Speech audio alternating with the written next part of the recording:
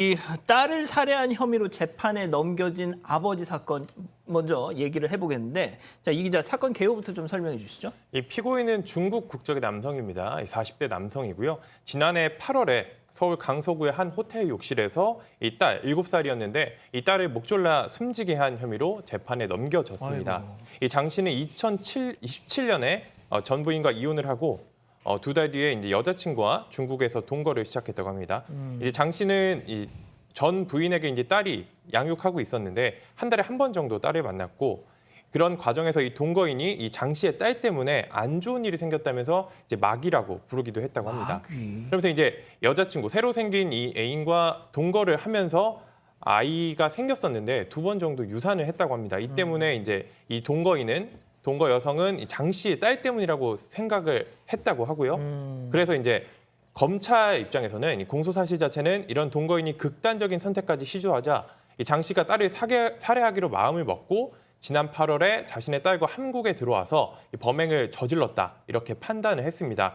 하지만 장 씨는 이제 외출 뒤에 돌아와 보니까 딸이 욕조 안에서 숨져 있었다 이렇게 말을 했는데요. 한국어를 전혀 못한다고 합니다. 한국어도 못하는데 내가 중국도 아닌 한국에 들어와서 또 다른 사람의 출입한 흔적도 없는 곳에서 당연히 나로 의심받을 수 있는데 이런 데서 딸을 살해할 이유가 없다 이렇게 주장을 했습니다. 자, 공 기자, 그러면은 일단 동거녀랑 공모를 해서 이 남성이 자기 딸을 살해했다, 이 얘기예요. 네, 1심 판결은 이 남성과 동거인이 공모를 해서 아이를 살해했다고 봤는데요. 문자가 그 근거가 됐습니다. 먼저 이 남성 여자친구로부터 강변에 던져 죽여라 이런 문자를 받았습니다. 장 씨는 이에 대해서 오늘 저녁 호텔에 도착해서 필히 성공하겠다. 강변을 자세히 살펴봤다. 배에 승선했다. 이렇게 여성의 공모에 답하는 듯한 문자를 남겼고요. 또 이제 여성에게 CCTV가 주변에 많아서 여기는 불가능할 것 같다. 이런 문자 메시지도 남아 있었습니다. 1심 재판부 이런 문자 메시지를 근거로 남성과 여성이 살해를 공모했다고 판단했습니다. 자, 이 기자, 근데 이 아버지 장 씨 저렇게 문자까지 있었는데 재판을 받으면서 자기는 전혀 안 했다라고 막 부인을 했다고요? 이 장 씨 같은 경우에는 저렇게 동거인이 저런 식으로 말을 계속하니까 그냥 장단에 맞춰줬을 뿐이다. 이런 식으로 항변을 했던 겁니다. 동거녀랑 그냥 기분을 맞춰줬다. 네, 동거녀가 저렇게 딸을 너무 없게 싫어하니까. 해라 이런 식으로 너무 싫어하고 그런 말을 하니까 그냥 거기에 장단을 맞춰서 이 전에 동거인이 앞서 설명드린 것처럼 극단적인 선택도 했고 그 동거인의 남동생이 자기 누나가 잘못되면은 너 가만두지 않겠다 이런 식으로도 말을 했다고 합니다. 아, 매형을 가만 안 두겠다. 네네. 뭐 결혼한 사이가 아니기 사이는 때문에 아니지만. 매형은 아니지만 이 동거인의 남동생이 그런 식으로 말을 하니까 이 장 씨 입장에서는 그냥 맞춰주려고 했던 거다. 그렇게 말을 하니까 호응하는 것처럼 보이기 위해 그런 식으로 말을 맞춰줬다. 이렇게 말했습니다. 자, 변호사님. 네. 그래서 1심 재판부의 판단은? 그러니까 조금 전에 이 기자님이 말씀하셨던 내용을 변명이라고 봤습니다. 1심 재판부는. 그러니까 공모 관계가 인정이 된다고 본 거죠. 재판부는 수용을 안 했군요. 문자 메시지 내용 등이나 또 계속 그 동거인이 지속적으로 딸을 미워했다는 점 등을 고려했을 때 이렇다면 지금 현재 이 피고인이 그 당시 아이의 목을 조르면서 욕조 물 안으로 아이를 밀어넣고 그래서 이제 아이의 사인이 이제 익사고요. 그리고 보통 이제 목을 조르면 이제 경부 압박 질식사 그런 소견이 있는데요. 그렇다면 이거 명백하게 살인이 맞다라고 판단했고 그래서 징역 22년을 선고를 했었습니다. 자, 첫 번째 법의 포인트 보여주시죠. 동기가 없다. 그렇습니다. 자, 승희 의원님. 네네. 여기서 또 엄청난 반전. 1심에서 그래서 그 아버지 장 씨가 징역 22년 중형을 받았는데 항소심에서 이게 확 뒤집어졌다고요? 예, 무죄가 선고됐습니다. 아, 무죄? 사실 그 아하. 살인 사건이 인정되면 굉장히 우리 그러니까 우리 형법상 가장 높은 형을 받을 수 있지만 또 그게 입증이 되지 않으면 무죄로 가야 되는데 우리 2심 법원은 첫 번째 동기가 없다. 살인 사건에 있어서 동기는 가장 중요한 것이고 그 동기에 따라 형량도 달라지는데 지금 같은 경우에는 피고인이 딸을 살해할 만한 동기가 없다. 두 번째는 아까 말씀 주신 대로 과연 이게 질식사가 됐어야 되는데 질식사로 보기 어렵다라는 이유를 밝히면서 무죄를 선고했습니다. 자, 2심 재판부는 도대체 왜 무죄 판단을 한 것인가 하나씩 짚어보죠. 그 피해 아동의 친모 진술이 영향을 줬다고요? 그러니까 보통 이제 살인 사건에서 가장 중요한 게 살인의 동기입니다. 보통 살인의 동기, 보통은 딸이 미워서겠죠. 이유가 있어야 되잖아요. 예, 예. 근데 그 전에 이혼했던 이 딸의 친모가 오히려 그럴 이가 없다라고 진술을 한 거예요. 정말 딸을 극진하게 사랑했다라는 거예요.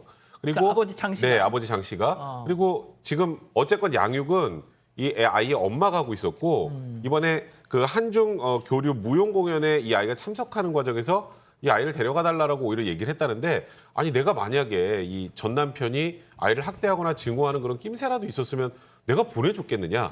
정말 물론 이혼을 했지만 이 아이의 아빠는 이 아이를 너무 사랑했다. 아이를 사랑하는데 사랑하는 아이를 살해했다가 이제 일단 살해 동기가 인정되기가 좀 곤란한 상황이었기 때문에 일단 이 부분도 무죄 판단의 이유가 됐습니다.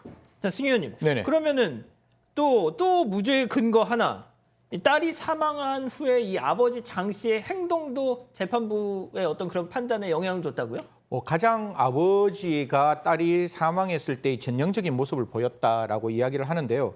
출동한 구급대원의 이제 진술을 통해서 그걸 확인했는데 장 씨는 계속해서 벽을 치고 크게 울면서 통곡했다라는 이야기를 합니다. 그래서 이게 그 진술을 통해서 그게 어떤 잘못된 행동으로 자기의 어떤 범행을 숨기기 위한 행동이 아니라 그 행동은 진실된 행동으로 이제 법원에서는 판단했고요. 두 번째는 만약에 이게 그냥 사고사라면 그 아버지가 부검을 이렇게 적극적으로 요구하지 않았을 것이다. 부검하지 않고 그냥 사건을 덮었을 건데 이 사건의 어떤 결과, 참 부검이라는 것은 사망의 원인을 밝힐 수 있는 가장 중요한 것 중에 하나니까 부검을 적극적으로 요청했는 부분도 이제 이 사건에서 아버지가 딸을 살해하지 않았다라는 이유로 이제 들여다봤습니다. 자, 그렇게 아버지란 사람이 부검합시다 해서 네. 했습니다. 그래서 결과가 어떻게 나왔나요? 그러니까 1심에서는 익사하고 경부압박질십사 그러니까 쉽게 말해서 여기를 눌러서 죽였다는 거거든요. 그럼 그런 경우 보통 두 가지입니다. 하나는 끈으로 아니면 끈이 아니면 손으로인데요. 예. 끈으로 하면 이제 우리 끈자국이라고 하죠. 사큰이라는 게 남는데 일단 사큰이 없었고요. 어허. 그리고 두 번째 보통 목을 손으로 조르게 되면 손톱 자국이 나거나 아니면 손으로 꽉 눌린 자국이 나는데 그러겠죠. 일단 이 사체에서는 그런 소견이 없는 상황이었고요. 그리고 이제 소위 말해서 경박밥 질십사, 그러니까 누군가 목을 졸라서 누군가가 사망하게 되면 여러 가지 징후들이 나타나는데 유사한 징후들이 나타나긴 했습니다만 이제 이 아이를 발견하고 나서 심폐소생술을 하는 과정에서 그 과정에서도 충분히 그런 증상들을 나타날 수 있기 때문에 목을 졸라서 살해했다는 결정적인 증거가 부검에서는 나오지 않았던 겁니다. 자, 그럼 여기서 드는 진짜 또 하나의 의문. 그럼 그 아이는 도대체 왜 사망한 것인가? 네, 재판부 사고에 의한 사망 가능성 배제하지 않았습니다. 이제 아이가 욕조 안에서 미끄러지면서 욕조 물에 코와 입이 잠기고 이제 미끄러지면서 목이 접혀서 그 목에 있는 혈관이 막혔을 가능성 배제할 수 없다고 또 판단을 했고요. 아이가 평소에 집에 있는 욕조에서 놀기를 좋아하고 물이 순간적으로 이제 기도로 들어오면 당황하고 또 이제 욕조의 크기도 아이가 전체 잠길 수 있는 점 등을 고려해서 사고에 의한 사망 가능성 배제하지 않았습니다. 자, 이 유튜브 실시간 채팅에 참여하시고 계신 우리 가족 여러분들께서는 약간 좀 이해가 안 된다라는 반응들이 좀 많이 있으시네요.